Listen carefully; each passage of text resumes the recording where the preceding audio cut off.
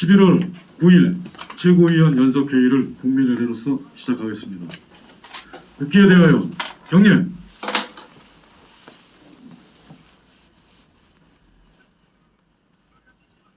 바로 순국선열, 호국영령, 태극기 애국열사에 대한 묵념을 올리겠습니다. 1동 묵념.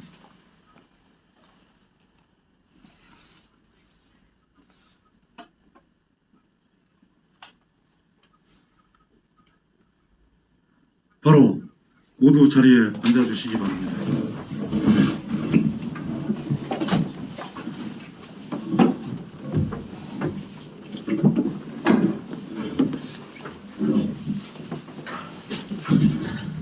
어, 11월 9일 최고위원회의를 시작하겠습니다. 박근혜 대통령께서 불법 인신감금 옥중투쟁 날짜가 1320일 됩니다. 기온이 떨어지고 겨울이 가까움에 따라서 많은 걱정을 하고 있습니다. 원래 몸이 불편하신 상황에서도 이 문재인 좌파 독재 정권의 반인륜적 행위에 대해서 옥중에서 투쟁하고 계시는 것은 탄핵 자체를 인정할 수 없다는 겁니다.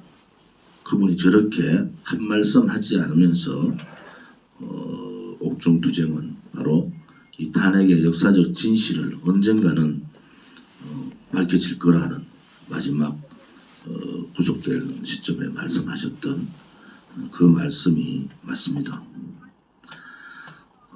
민주당 정권은 내로남불, 안하무인, 무능력 이러한 정권입니다.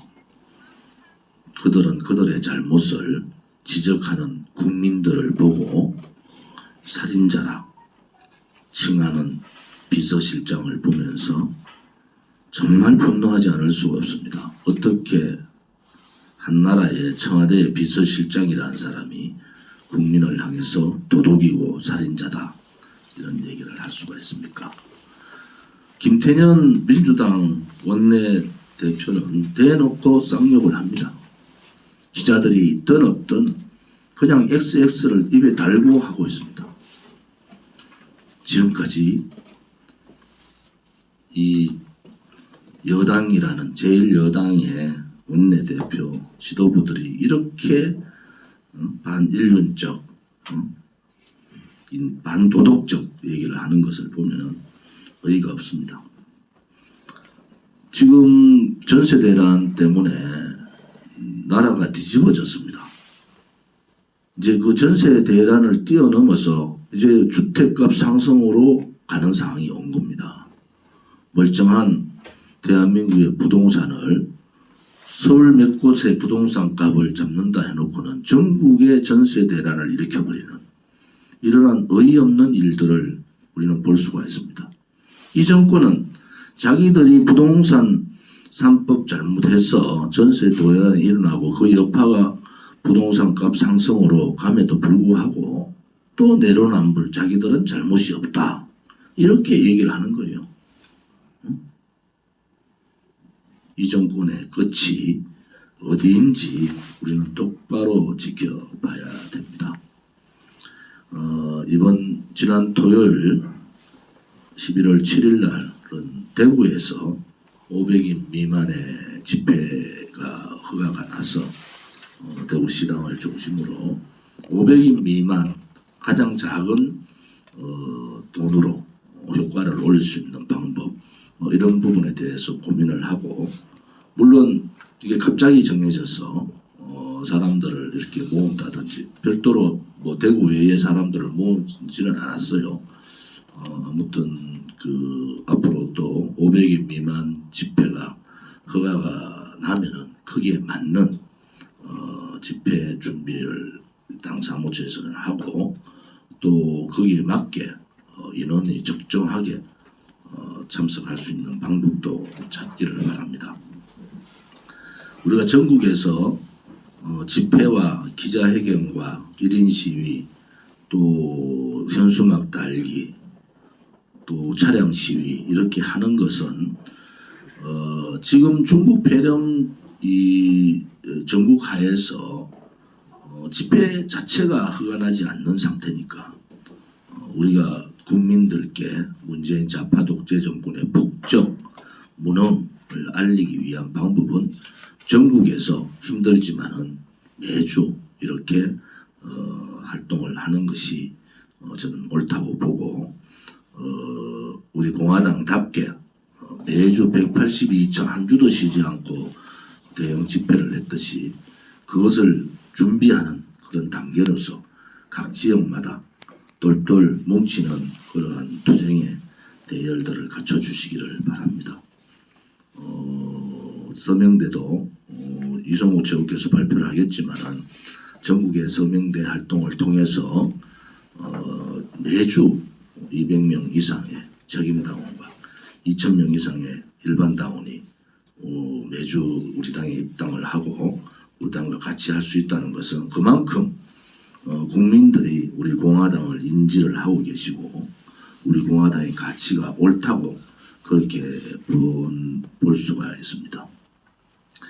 이번 주에 공수처 법안 문제가 상당히 대두될 겁니다. 우리가 지난 연말 공수처 반대, 연동형 비례대표제 반대 투쟁을 국회에서 했지 않습니까? 지금은 공수처위원장 거부권에 대해서 민주당이 공수를 쓰고 있습니다. 이것은 만약에 민주당이 공수처 법안을 그런 식으로 바꾼다 하는 것은 이것은 국회 일당 독재를 뛰어넘어서 자유민주주의 체제, 대의 정치를 완전히 말살시키는 거다. 지금 이 상황에서 우리가 예의주시하고 공수처 법안을 막고 또 공수처 합법 개정도 우리가 투쟁으로 막아야 됩니다. 다 만들어 놓고 나면은 우리가 무엇을 하겠다 해도 할 수가 없는 거예요. 대한민국이 법치가 무너졌지만은 악법을 만들고 좌파 독재법을 만들어서 법으로 만드는 순간에 저항할 수 있는 것도 한계가 있는 겁니다. 제가 대구에서 연설할 때도 얘기했지만은 안타깝게도 3년 반, 4년 전에 우리 공화당이 대한애국당이 했던 얘기들이 현실로 그대로 맞아떨어짐에 대해서 대단히 힘듭니다. 사실은. 이 문재인 좌파 독재 정권의 실체를 우리 공화당은 이미 알았고 그것을 대국민 홍보활동을 통해서 했습니다마는 언론 방송의 편파, 좌파 민노총의 방해 뭐 이런 여러 가지 상황들이 우리 공화당의 진실의 목소리를 국민에게 다 전달하지 못했다는 것도 잘 알고 있습니다. 미국 대통령 선거에서 이런저런 얘기들이 많습니다. 우리 공화당은 분명하게 말씀을 드립니다. 첫째는 한미동맹 강화라는 확실한 스탠스를 가진 정부여야 된다. 두 번째는 북한 핵 폐기를 시킬 수 있는 미국 정부여야 된다. 세 번째는 문재인 좌파 파쇼 정권과 정말 싸울 수 있는 미국 정부가 돼야 된다.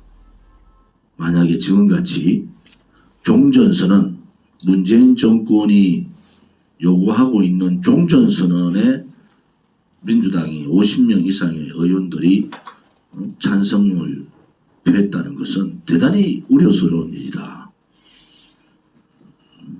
앞으로 이 대한민국의 헌법적 가치를 훼손한 친문재인 미국 정부는 아니기를 간절히 바라봅니다.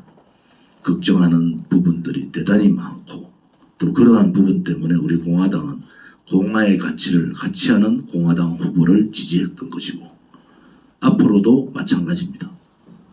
만약에 반중공 프레임을 느슨하게 한다든지 또 반북 프레임을 느슨하게 한다든지 자유민주주의 체제 블록 반공산주의 블록을 느슨하게 한다든지 혹은 문재인 좌파 독재 정권과 궤를 같이 하는 이러한 미국의 정부는 아니기를 간절히 바라봅니다.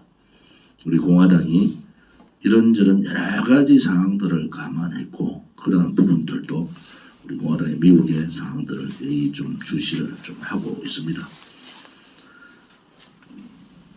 지금 독감 백신 문제 때문에 국민들이 많이 불안해합니다. 의사협회는 분명하게 얘기했습니다. 독감하고 독감 백신이 사망하고 연계가 안 된 것이 아니라 그 연계가 어떤 상황으로 됐는지를 밝혀내지 못했다는 겁니다. 밝혀내지 못했다. 이게 대단히 중요한 밝혀내지 못했다. 문재인 좌파 정권이 이 독감 백신 사망에 대한 부분을 명확하게 밝힐 때까지는 함부로 이런저런 결론을 안 내리기를 바랍니다. 의사협회 전문가들의 말씀들을 귀담아 들어주기 바랍니다.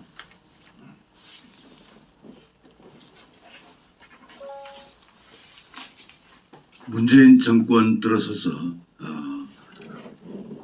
이른바 탈원전 그런 정책 모두를 통해서 우리 에너지 산업의 기반을 완전히 붕괴시키고 있습니다.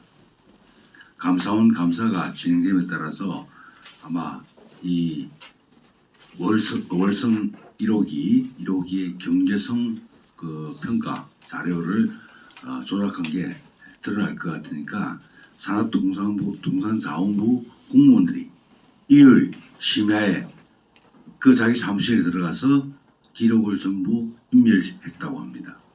뭐 신문 보도에 따르면 뭐 복원 불가능하게 인멸했다고 하는데 뭐 그건 이제 포렌식을 해보면 나오겠죠. 근데 어떤간에 이 감사원 그 조사 결과에 발맞춰가지고 지금 대전지검에서 이 부분에 대한 조사를 압수수색을 진행했습니다. 그래서 이제 이 월성 1호기 폐쇄가 얼마나 그 좌파 독재 정권의 조작질에 의해서 틈없이 결정됐는지가 검찰 수사 결과에 따라서 밝혀질 것으로 기대를 합니다. 그래서 대전지검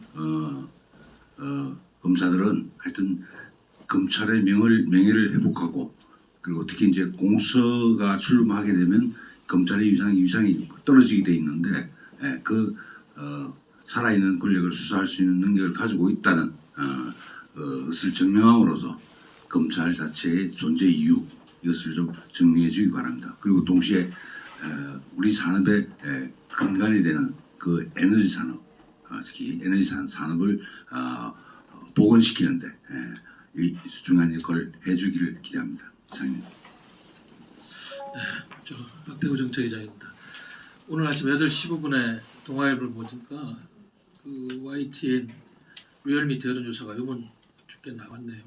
전국 18세 이상 유권자 2,510명 11월 2일에서 6일까지 돌렸는데 근데 비슷하네요. 지난주보다 보니까 부정평가 잘못하고 있다는 거는 지금 저 지난주하고 이렇게 비슷해 50.2%고 잘하고 있다는 건 44% 정도 이렇게 나오는데 근데 이렇게 실정이 계속 터지고 누가 봐도 갈수록 이 정권의 이런 본질이 드러나는데도 이렇게 꿈쩍도 안 하는 국민들, 문 정권을 비판하지 않는 국민들은 실체를 잘 모르겠어요. 그래서 좀 뭐 언론 탓도 있겠습니다만 뭐 그렇게 대깨문이니 뭐니 보수 지지층들이 나라가 망해도 그냥 지지를 하겠다는 것인지 여러 가지 우려스러운 현상이 지금 보이고 있습니다.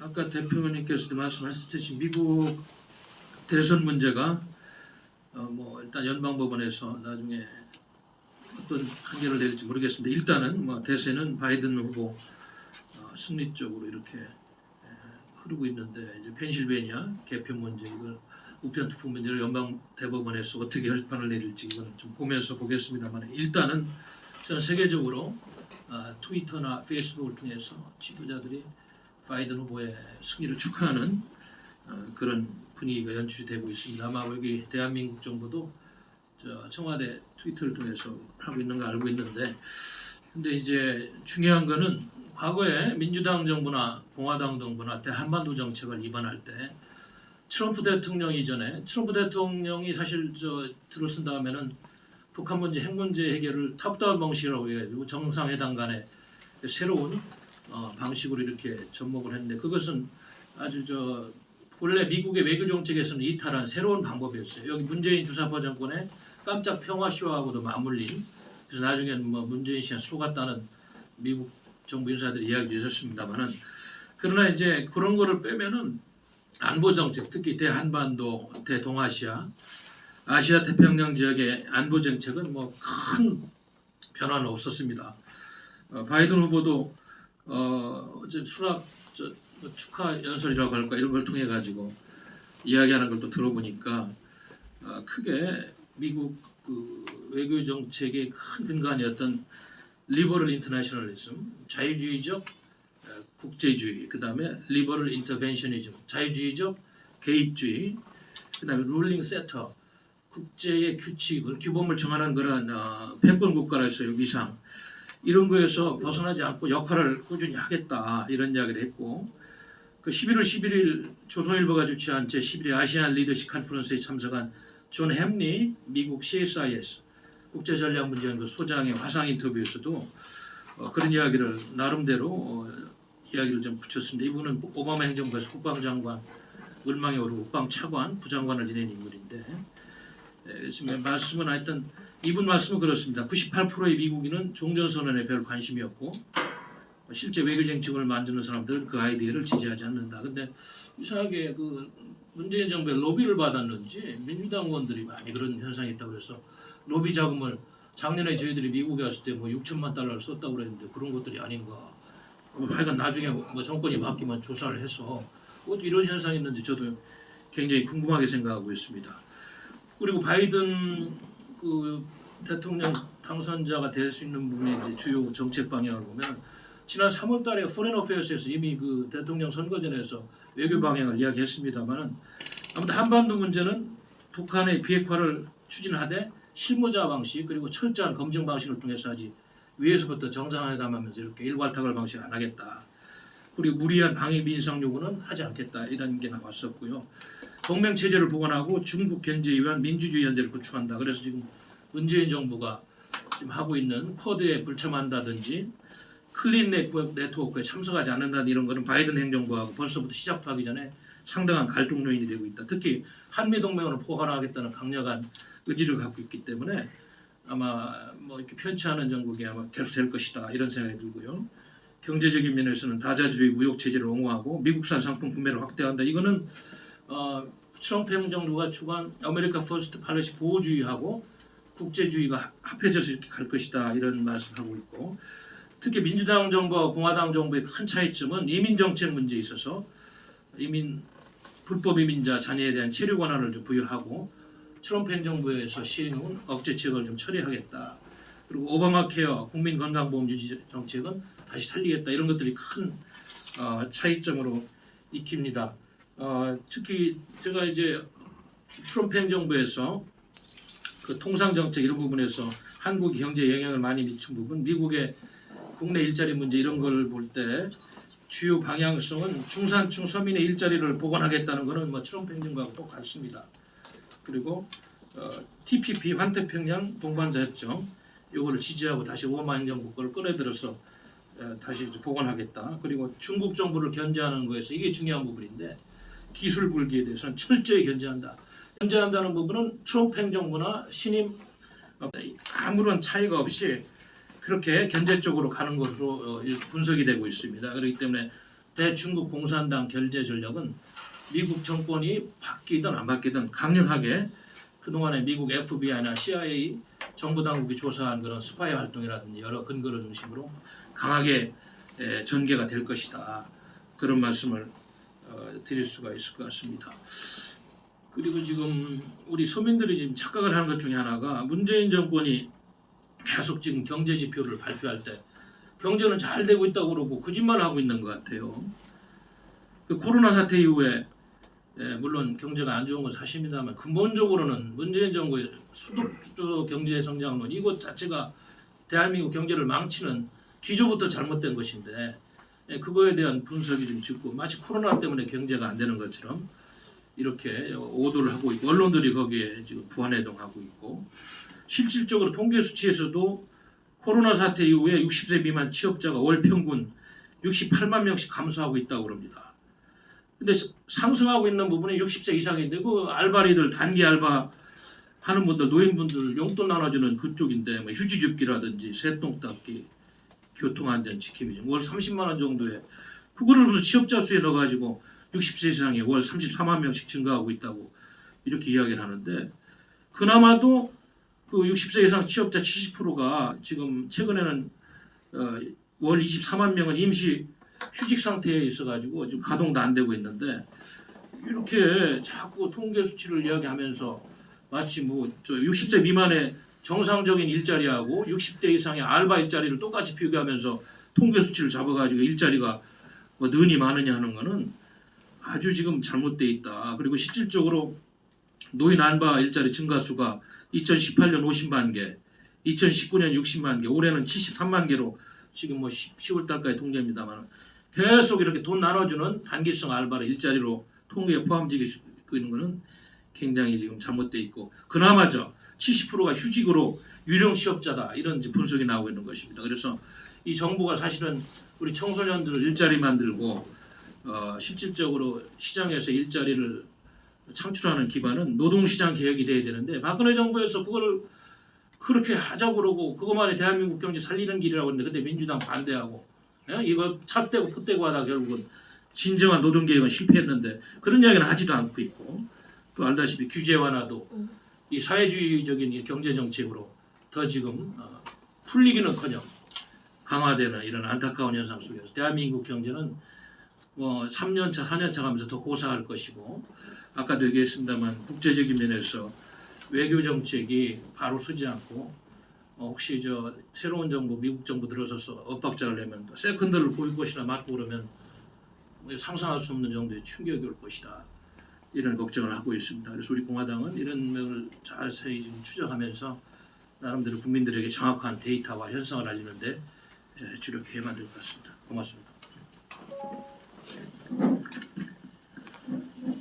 제가 당원님들의 입장을 한번 생각해 보았습니다.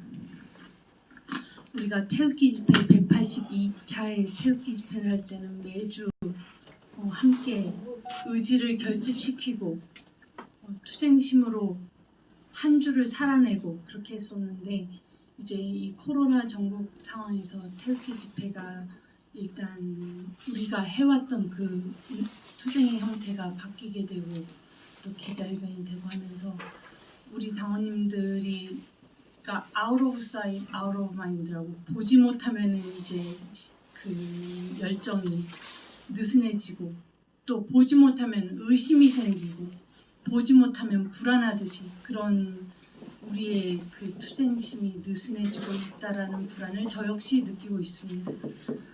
그래서 최고위원회의가 일주일에 단 한 번, 그리고 또 전략회의가 목요일에 한 번. 유튜브 보시면서 우리 공화당은 어떻게 진행되고 있는가, 우리 공화당은 온전한가 이런 마음으로 유튜브를 지켜보고 계시는 당원님들께서 또 최고위원회를 보면 우리 공화당이 동아리도 아니고 우리 공화당이 시민단체도 아니기 때문에 우리 공화당은 정당이기 때문에 이제 정책적 얘기, 정치 얘기 이렇게 듣다 보면은 과연 당은 어디로 가고 있는가 이런 불안함을 많이 느끼고 계심을 이곳저곳에서 감지합니다.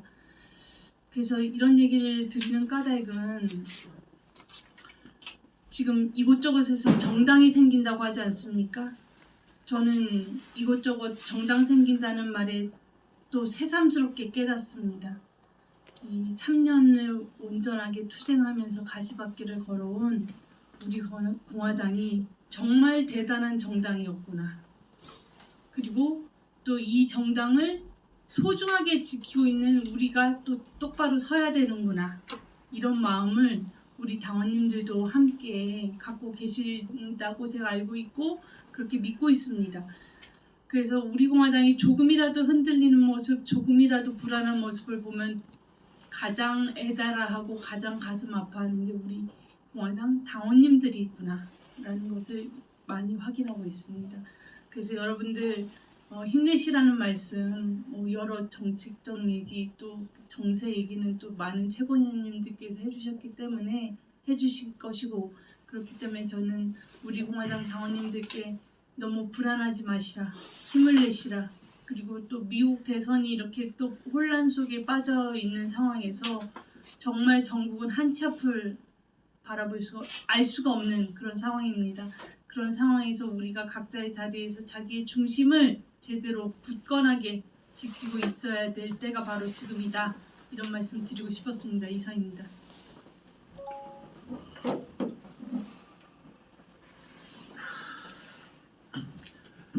당원 동지 여러분, 한 주 동안 잘 지내셨습니까? 지난 토요일에 대구 집회 사실 이제 공지를 많이 안 했습니다. 일부러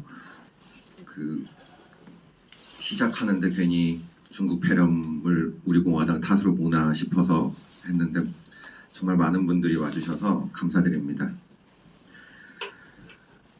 이제 문재인 정권 이야기를 시작을 하려고 하면 끝이 안 날 것 같아서 항상 말을 시작하게 될 때 좀 꺼리게 됩니다. 어떤 부분을 이야기를 해야 될까? 추미애, 김경수, 조국, 정경심, 문재인 본인, 노영민, 그냥 문재인 주변에 있는 사람들은 다들 문제들을 항상 일으키고 있죠.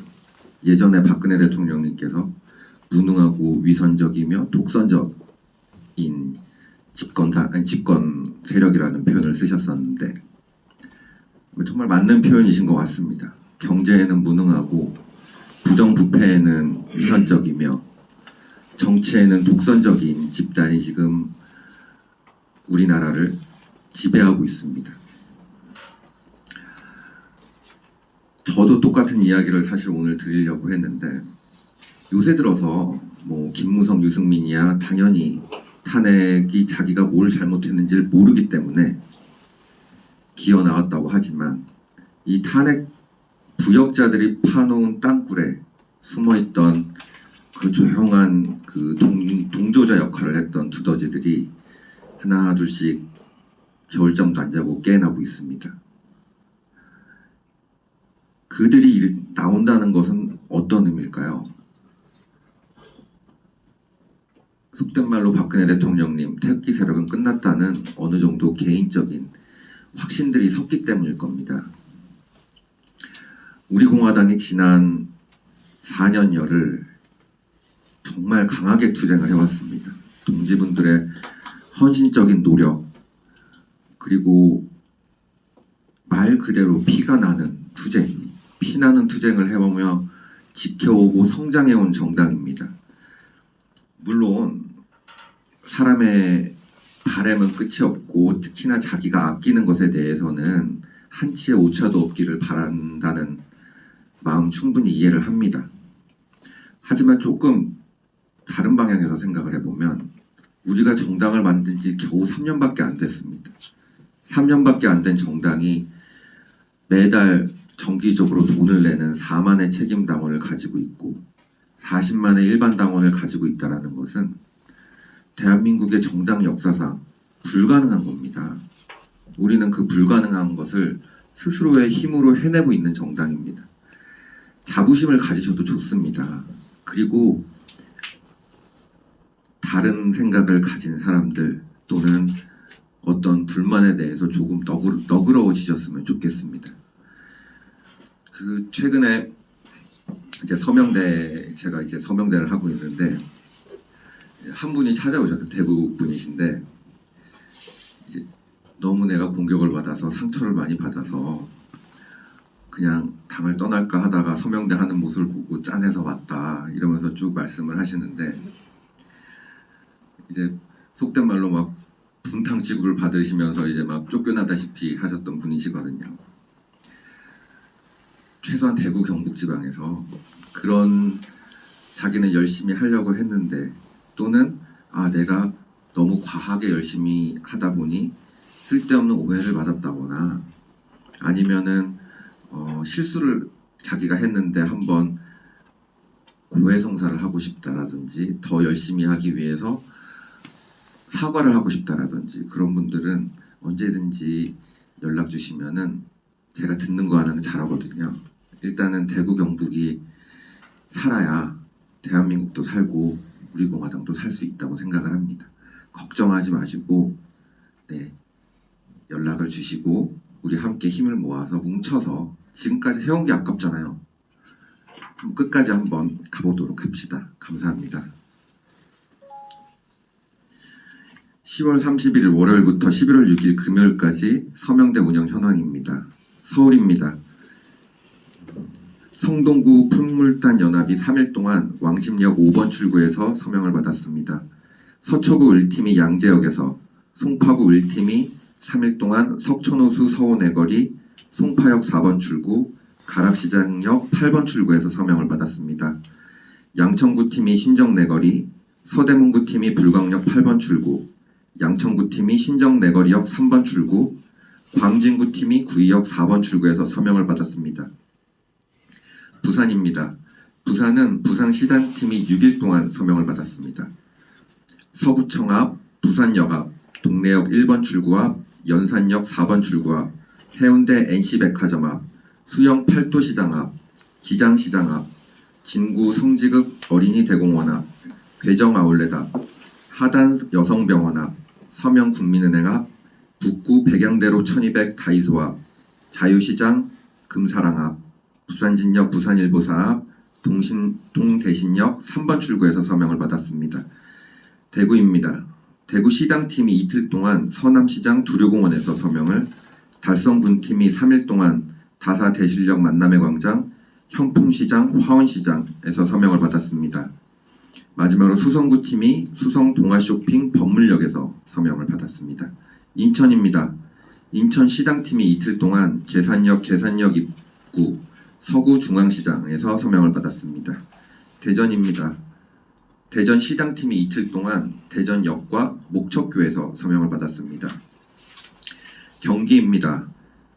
안양의왕팀이 범계역 내거리, 시흥시팀이 산미시장, 안산시 갑팀이 상록수역 중앙역 선부광장, 남양주시팀이 도농시장, 수원시팀이 지동시장, 광명시팀이 철산역, 광주시팀이 문경세제, 부천시팀이 부천역 2번 출구에서 서명을 받았습니다.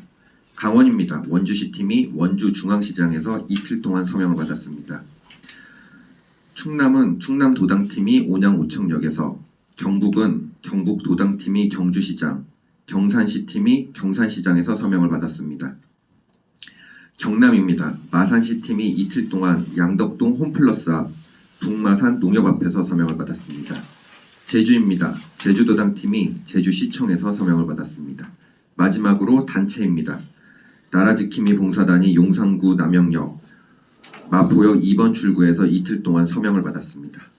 예, 이상입니다. 서명대를 운영해주신 모든 당원분들께 감사드립니다.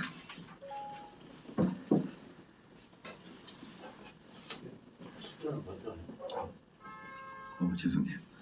네, 그래서 서명인 수는 7,317명, 일반 당원은 1,164명, 책임 당원은 287명, 그래서 총 서명인 수 7,317명, 당원 수 1,451명이 새로 입당하게 되었습니다. 모두 감사드립니다. 네, 안녕하세요. 당원 동지 여러분. 예, 제가 지난주에 못 뵀고요. 예, 지난주에는 제가 가정에 좀 일이 있어가지고요. 예, 못 뵀습니다. 일주일을 빠지니까 이게 그냥 한 달에 15일이 그냥 푹 가는 겁니다. 예, 정말 죄송하고요. 예, 저희 지금 우리 공화당 당원뿐만이 아니라 우리 국민들이 지금 다 깨닫고 느끼고 있는 것을 제가 잠깐 말씀드리겠습니다. 문재인 가짜 정부가 들어서면서 아까 우리 대표님 말씀하셨듯이 모든 것이 다 허구였다. 이제 민낯이 다 드러났다. 그래서 안보 참사, 인사 참사, 모든 것, 경제, 이제는 뭐 정치까지도 다 허구고 거짓이었습니다. 그래서 우리 공화당만이 대한민국을 살릴 수 있는 정통 보수 우파의 정당이라 예, 생각합니다. 방금 전에 또 인지연 우리 최고위원님께서 걱정을 많이 하셨습니다. 우리 다 같은 아마 같은 마음일 것입니다. 노심초사 우리 공화당을 쳐다보면서 좀 불안한 느낌이 드시는 분들도 계시겠지만 절대 불안 같은 건 느끼지 마십시오. 왜 그러냐? 저희들이 있습니다. 지켜드립니다. 우리 지금 최고위원이나 우리 공화당 사무처 모든 분들이 조금 침체되어 있다고 생각하시는데 전혀 그렇지 않습니다. 그 결기와 그 용기는 아직까지 그대로 간직하고 있습니다. 우리 당원분들이 원하신다면 어느 곳이든 전국 어느 곳이든 가서 저희가 지원을 해드리고 저희가 금전적인 지원은 못, 경제적인 지원은 못 해드려도 우리가 정말 맨발로 민초의 정당으로서 모든 인원이 동원하여 앞으로 행동해 주시면 감사하겠습니다. 저희가 지난주에 문경세제에서 경기도 팀의 신청균 부모님이 추천을 한 달 전에 저한테 제의를 했습니다. 그래서 좀 와주십사, 거기 가서 고향에 와서 좀 한번 서명대를 좀 한번 해보고 싶다. 이래서 이제 거기에 여러 군데서 이제 광주를 비롯해서 이천, 여주, 원주 여러 곳에서 이제 경기도 또 이제 경북 도당 이렇게 해서 4일 동안 저희가 이제 서명대를 운영해 봤는데요. 굉장히 그 관광객들하고 그 전 국민이 모이는 곳에서 서명대를 하다 보니까 굉장히 호응도 좋았고 그래서 저희가 굉장히 고무적이었습니다. 박수 치는 분들도 많고 커피 사다 주시는 분도 있고 해서 저희들이 힘을 얻었고 앞으로 저희가 정말 국민 속으로 들어가는 이런 집회 아닌 집회 서명대를 운영해야 될 것 같습니다. 앞으로는 좀 시스템도 좀 바꿔보고 우리가 국민이 있는 곳이라면 어느 곳에도 가서 저희가 우리 대한민국 현실을 알리고 지금 이렇게 무너져가는 정말 이 정권이 우리가 안타까워서 이렇게 나왔습니다 하고 호소를 드렸습니다. 그 호소력이 국민들한테 다가가고 그래서 깨우치고 우리한테 또 동조해주고 너무 감사했습니다. 앞으로 우리는 어느 누구한테 강요보다는 호소를 하는 것이 맞다고 봅니다. 저희가 지금까지 투쟁해왔던 것은 그들을 깨우치려고 무한하게 저희들이 강조를 했었습니다. 근데 그 강조를 하는 것이 왜 역효과를 냈었습니다. 그래서 이제는 우리가 마음에서 우러나는 이 호소를 합시다. 그리고 손을 잡읍시다. 그리고 우리한테 모든 사람이 우리 편은 아닙니다. 지금 대한민국 현실은 이들에게는 반으로 쪼개놨습니다. 그들은 모든 분야, 모든 사람의 활동을 다 이분법에 의해서 평가르기를 해놨습니다. 그러니 우리가 그 평가르기를 해놓은 사람들을 우리 쪽으로 오게끔 할 수 있는 것은 아까 방금 말씀드린 호소입니다. 그리고 저희가 너무 성격이 좀 과격하다 보니까 저기 그런 그 좌파들의 그런 우리한테 대시하는 이런 못된 짓을 우리가 참고 넘길 수가 없습니다. 그렇지만 우리가 조금 이제 그 선은 넘었다고 봅니다. 저희들이. 그래서 우리가 좀 그 사람들은 그 사람 나름대로 대응을 하지 말고 무대응하는 것이 좋습니다. 같이 욕한다고 같이 욕하면 같은 사람들입니다. 그래서 그 사람들은 그 사람대로 내비두고 우리는 우리한테 다가올 수 있는 사람만 우리가 포용력을 가지고 좀 품어주고 같이 가주시면 우리 서명대가 전국적으로다가 활성화가 돼서 우리 이성우 최고위원님이 방금 전체적인 당원 가입수나 서명대 이 활동에 대해서 발표를 해주셨는데 앞으로 이게 배가 되지 않을까 이렇게 생각합니다. 저도 최고위원으로서 이제는 저도 처음에 제가 서명대를 경기도와 서울과 강원도를 좀 만난다고 그때 얘기가 됐었습니다.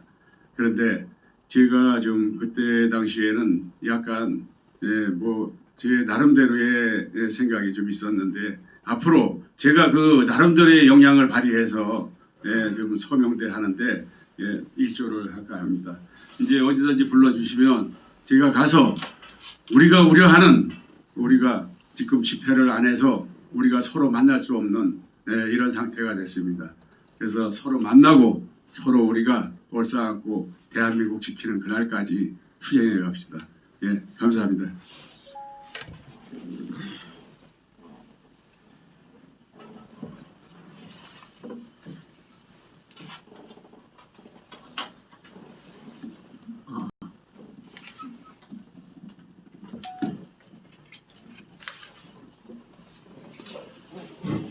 지난 한 주에 사실 가장 불과 며칠 전 일입니다.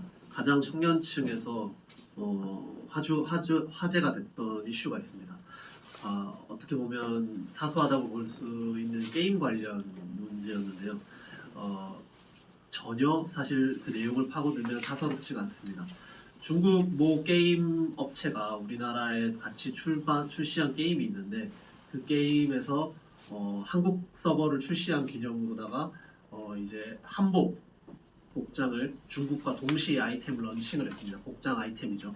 근데 그것을 중국 일부 유저들이 한복이 중국의 전통 의상이 한푸의 그냥 아류 아니냐, 그러니까 조선이라는 역사 자체가 자신들의 이제 아류다 이렇게 취급을 하면서 한복을 중국 전통 의상이라고 표기를 하라 이런 이슈가 있었습니다. 그런데 그거를 한국 서버에서까지 그대로 받아들이면서 청년층에서 완전 난리가 났었죠. 그것을 제가 보면서 느낀 것은 청년들이라고 해서 우리 동지님들, 어머님, 아버님들이 생각하는 것처럼 중국에 대해서 중국의 역사 침탈, 중국의 대한민국 주권 침탈에 의해서 생각이 없는 것이 아닌데 관심이 있는 분야가 다르고 자기가 있는 분야에서 그러한 역량이 자신들이 느끼기에 없으니까 그 임계점에서 분노가 끓지 않았던 겁니다. 하지만 이렇게 그들이 관심 있어하는 게임 분야라든지 아니면 뭐 K-팝이라든지 여러 각종 분야에서 중국의 역사 침탈뿐만 아니라 여러 가지 이제 주권 침탈이 계속 증가되고 있습니다. 얼마 전에 6.25 관련된 중국의 중국 출신 아이돌들을 동원한 중공의 역사 침탈 전략이 그것과 일치한다고 보고 있습니다. 이제 사실 청년층을 보면서 저도 청년층이지만 정말 안타까운 것은 그러한 이제 스스로를 대한민국의 주권을 대한민국의 역사를 지키기 위해 그들의 그 정서를 의지를 규합할 만한 리더십이 없다는 겁니다. 사실 그것을 해줘야 될 게 바로 이제 교육층의 리더들이고 그것을 해줘야 될 게 정치 리더들인데 대한민국의 교육 리더들이나 정치 리더 중에 누가 중국 공산당에 용감하게 맞서고 있는 사람이 있습니까? 우리 공화당밖에 없습니다. 제일 야당이라고 보수라고 제일 앞장서서 말하는 자들이 중국 공산당 눈치 보여서 제대로 된 국회에서 의정 활동을 제대로 된 대국민 선언을 전혀 하지 않고 있습니다. 그래서 우리가 가는 길이 더욱 가치가 있다고 생각합니다. 그렇기 때문에 우리가 하는 길을 더욱더 포기할 수 없다고 생각합니다. 이번에 있었던 미 대선 결과를 뭐 제가 왈가왈부 말하기는 사실 어렵지만 그걸 기점으로 다들 많이 절망스러워하시고 힘들어하시더라고요. 저도 그렇지만 그런 생각을 한번 해봅니다. 우리가 우리 스스로를 지키기 위한 벽돌을 지금 쌓아야 할 때이지 않나. 지금 우리 스스로를 지키기 위해 걱정만 하고 한탄하고 이제 방에 앉아서 술 먹고 한탄할 때가 아니라 진짜 지금이야말로 절치부심을 해서 우리가 스스로를 지킬 수 있는 성벽을 쌓아 올려야 할 때다. 늑대가 침탈할 때 셋째 돼지만이 벽돌집을 쌓아서 자기 집을 지켜내고 가족들까지 지켜냈듯이 우리 공화당이 그 벽돌을 가득 쌓았을 때 정말 우리 공화당을 멸시하고 조롱했던 자들 대한민국 국민들까지도 지켜낼 수 있는 큰 울타리를 우리가 만들 수 있기를 바랍니다. 지금이야말로 더욱 희망을 찾아야 할 때가 아닌가 싶습니다. 네, 반갑습니다. 제가 오랜만에 토요일날 집회에서 구호를 좀 많이 하다 보니까 목이 지금 상태가 너무 안 좋아가지고 오늘 짧게 말씀드리겠습니다. 제가 창원에 거주하다 보니까 민노총의 움직임을 누구보다 빠르게 좀 포착할 수 있는 장점이라고 해야 되나 그런 상황인데 지금 보니까 전태열 분신 50회를 맞아서 이 사람들이 전태열 3법을 준비하고 있습니다. 지금 민노총 그리고 각종 좌파 사회단체가 정의당을 등에 업고 국민 발의 입법청원을 10만에 넘으면 국회 동의 없이 본회의의 상임위원회로 법안이 상정되는데 이런 과정을 통해 전태열 3법을 전태일 3법을 올리려고 하고 있는데 그 3법의 이제 내용으로는 중대재해기업 처벌법 개정안이라고 이를 통해서 중대재해를 발생하게 한 원청 하청에게 처벌을 강화하고 징벌적 손해배상을 강화하는 이렇게 개정하는 내용이고요. 근로기준법 11조를 개정해서 5인 이하 미만의 사업장은 근로기준법 일부를 이제 적용하지 않는다라는 그런 조항에서 5인 미만이라는 것을 빼는 작업을 하고 있고요. 노동조합법 위조를 통해서 그들의 노조할 권리를 더욱더 강화하는 방향으로 지금 개정을 하려고 하고 있습니다. 지금 이것 역시도 좌파 사회주의법인데 자살을 한 개인의 이름 전태일이라는 이름을 간판으로 내세워서 감성 정치를 지금 하고 있는데요. 참 보기 민망할 정도입니다. 이 감성 정치가. 대한민국의 경제를 망치는 민노총이 이제 오지랖 넓게도 대한민국의 정치까지 망치려고 하고 있습니다. 대한민국 때법의 원조죠. 민노총의 데모와 파업으로 인해 통과된 각종 악법들이 얼마나 많습니까? 기업을 죽이며 그 기업이 또 그 기업의 재산이 자기 것이 되는 줄 착각하고 있는 전응한 집단입니다. 이때까지 노동개혁이라는 미명하에 시행된 무수한 악법, 이 악법이 기업을 죽이고 자영업자를 죽이고 결국 중상층을 죽이고 우리 자신을 죽이게 되는 것입니다. 이들은 지금 이것이 통과되지 않더라도 앞으로 무수히 많은 시도를 하게 될 것입니다. 우리 공화당은 민노총의 행보를 예의주시하고 이 좌파 사회주의, 특히 시장 경제를 죽이는 이런 악법을 저지하기 위해서 어떤 방법이 필요한 것인가, 어떤 투쟁을 해야 할 것인가 연구를 해봐야 할 것 같고요. 이들이 이용하는 입법청은 10만의 동의를 얻으면 입법청을 내는 방법을 우리 공화당이 지금 장외 투쟁밖에 할 수 없는 상황에서 이런 방안도 적극 활용해 볼 수 있지 않나 그런 생각을 해봅니다. 감사합니다.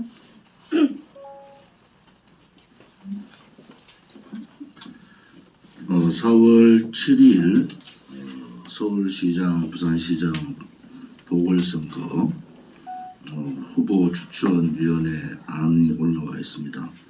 최고위원회에서 이 안에 대해서 좀 더 논의를 하고 목요일 날 발표하도록 하겠습니다. 외부 인사 3분과 내부 인사 3분으로 후보 추천위원회 구성을 하도록 하겠습니다.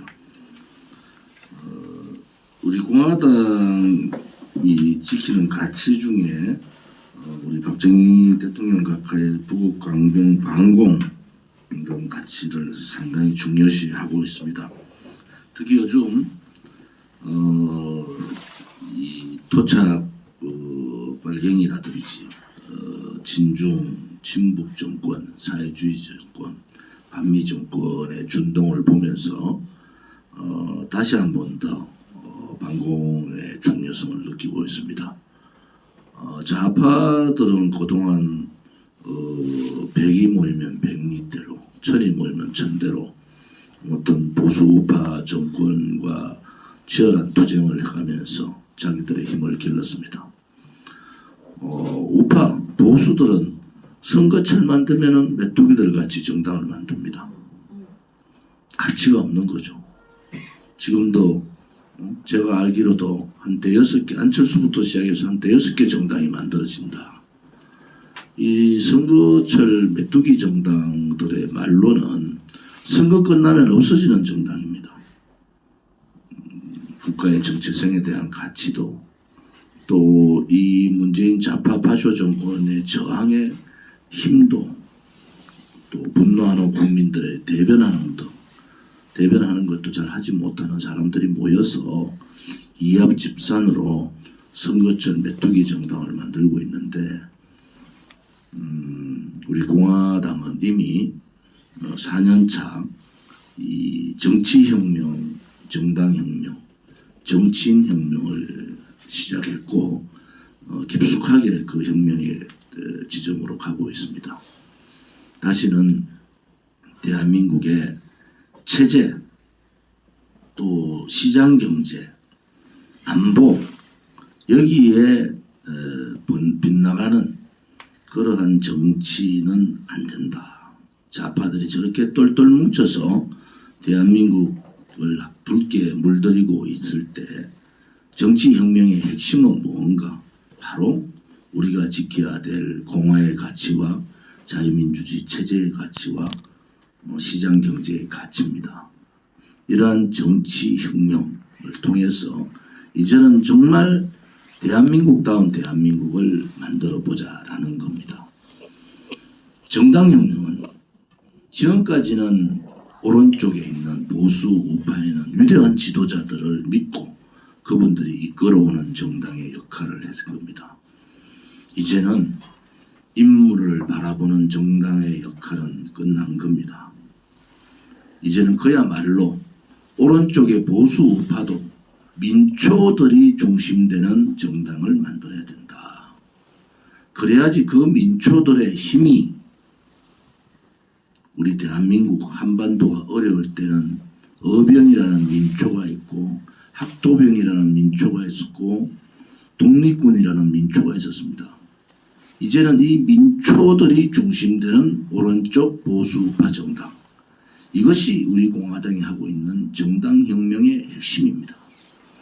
정치혁명은 정치를 하고자 하는 사람은 국가에 대한 확실한 애국심과 대한민국의 정체성에 대한 확실한 자신감, 그리고 부정부패하지 않은 사람, 국민의 의무를 다하는 사람, 이러한 사람들로 정치인을 확 바꿔야 합니다. 우리 공화당은 이미 그 정치인 혁명, 인적 쇄신에 벌써 3년차, 4년차 하고 있는 겁니다. 우리 공화당이 가고자 하는 정치혁명, 정당혁명, 정치인혁명에 우리 공화당 동지들께서 힘을 싣고 함께 가야 됩니다. 이제 우리 공화당의 민초정당이 무너지면은 앞으로 오른쪽에 있는 민초의 저변정당은 힘듭니다. 우리 공화당이 왜 무서운가? 이미 우리는 4년 전에 이 세 가지 혁명의 필요성을 얘기했고, 이 세 가지 혁명이 대한민국의 정치를, 대한민국을 살릴 수 있다는 확신을 가지고 있는 겁니다. 오른쪽에, 왼쪽에 있는 좌파들은 똘똘 뭉쳐서 노선의 차이를 다 뛰어넘으면서 자기들끼리 이익을 공유하고 대한민국을 붉게 물들이고 있습니다. 그러면 오른쪽은 그들과 싸울 수 있는 탈이념화가 아니라 자유민주주의 체제라는 확실한 정체성의 이념화 우파 정당이 필요한 겁니다. 지금 일부들이 탈이념화, 탈이승만, 탈박정희, 탈박근혜 뭐 이런 얘기를 합니다마는 시대에 한창 뒤떨어진 사람들이다. 아직도 안철수가 어떻고, 아직도 윤석열이가 어떻고, 아직도 개인 인물을 바라보는 우파 정치는 끝난 겁니다. 국민의힘이 김종인 비대위원장이나 주호영 원내대표나 국민의힘의 정치인들이 정신을 차려야 되는 것이 시대를 전혀 파악하지 못하고 있다. 이 문재인 좌파 독재 정권, 파쇼 정권을 끌어낼 수 있는 것은 그야말로 국민의 힘입니다. 국민만이 이 정권을 끌어낼 수 있다. 이제는 우리 공화당이 앞장서서 인물 위주의 정치가 아니라 민초들이 중심되는 정당의 정치를 우리는 성공시켜야 합니다. 72년 정당사에서 우리 공화당 같이 매주 이렇게 몇천 명의 당원이 또 몇백 명의 책임 당원이 들어오는 정당이 어디 있습니까? 우리 공화당 동지들이 한 번 더 나라를 구한다는 구국의 일념으로 우리의 이 혁명 실험이 성공할 수 있도록 같이 힘을 합쳐주기를 바랍니다. 서명대도 제가 전체적으로 68일간 서명대를 한 겁니다. 우리 공화당이. 결국은 32개 팀만 한 거예요. 현재 우리 공화당의 서명대는 지금 조직위원장까지 포함하면은 280개가 되는 겁니다. 그 중에 최소한도로 80개 정도가 힘들다 하더라도 100개의 서명대가 움직여야 되는 겁니다.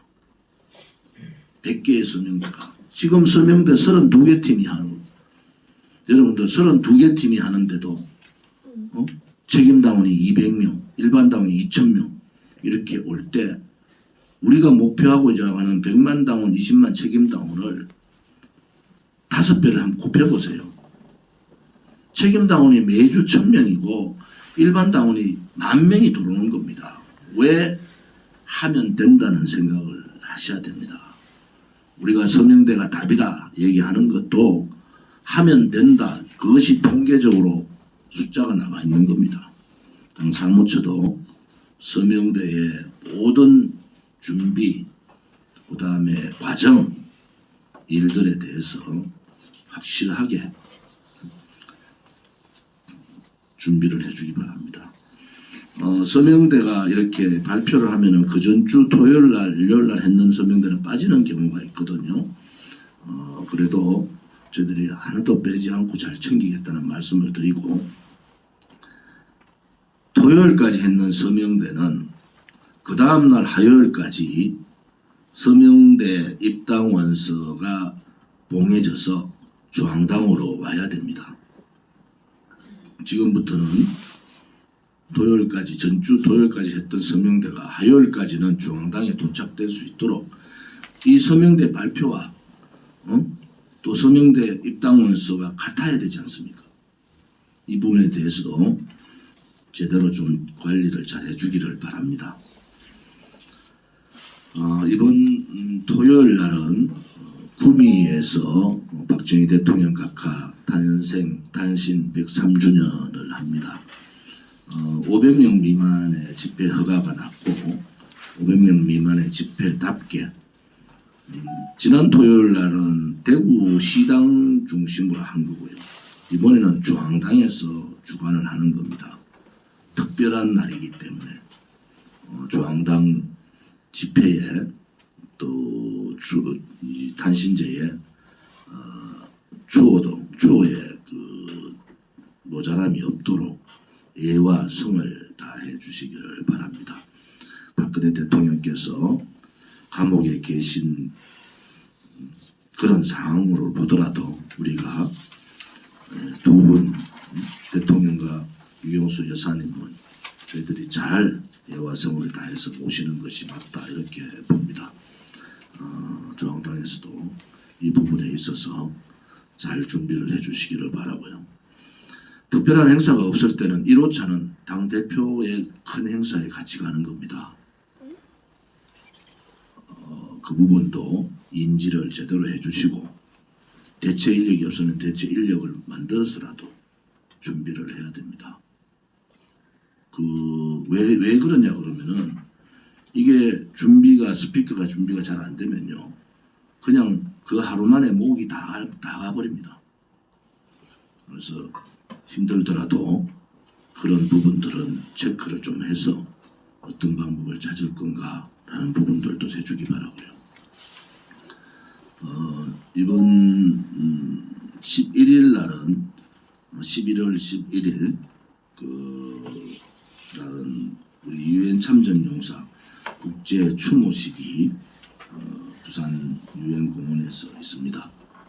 이 추모식은 부산 시당을 중심으로 준비를 해주시고 부산시의 최고위원이나 시당에서도 참석을 해서 추모식에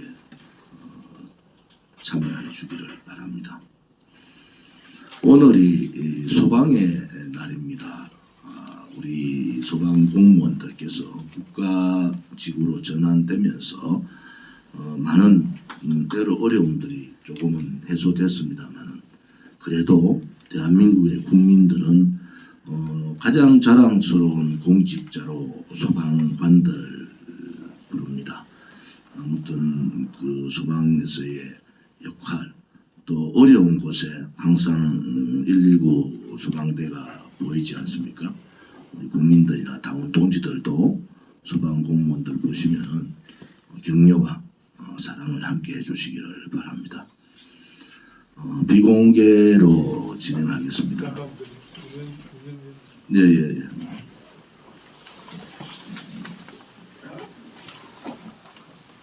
뭐죠? 오늘 선정한 그 말씀하세요. 예. 대표님께서 의결을 해주시면 오늘 조직위원회에서 당협 우리 공화당 당원협의회 운영위원장, 당협위원장 승인 요청권이 6건 들어왔습니다. 최고위원회에서 이 부분을 보셨고 한번 지난번 조직위원회에서 검토를 다 했던 분이기 때문에 지역과 이름만 부르겠습니다. 인천 부평갑의 이기순 당협위원장, 인천 계양구 갑의 김성국 당협위원장, 인천 서구을의 노상진 당협위원장, 울산 중구의 정성윤 당협위원장, 경기 하남시의 재훈호 당협위원장, 강원 홍천 횡성 영월 평창군의 선대영 당협위원장 이 6분을 조직위원회에서 당협위원장으로 승인 요청권을 올립니다. 6분에 대해서 이의가 없으시면 승인하도록 하겠습니다.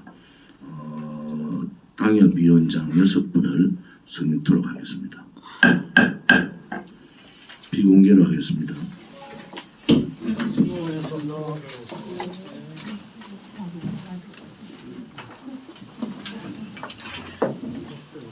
비공개 시에는 카메라를 이쪽으로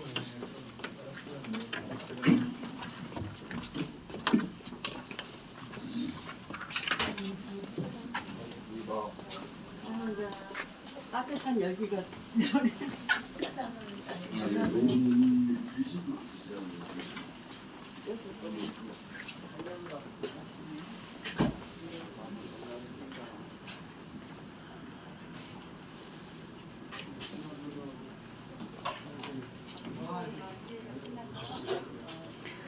우리 공화당 최고위원 월요회의 이것으로 마치겠습니다. 지금부터는 비공개 회의로 진행되기 때문에 유튜브는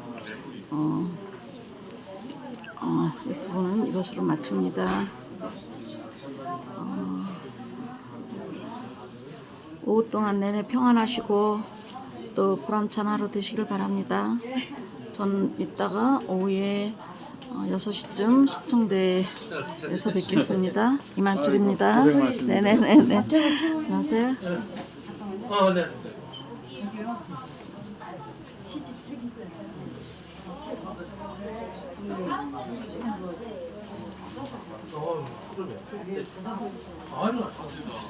저 영상을 만들어요. 아이고, 정말 얼마든지 그거 여쭤보세요. 괜찮아요. 나중에 인터뷰하고 해드릴게요. 특별히 뭐가 되시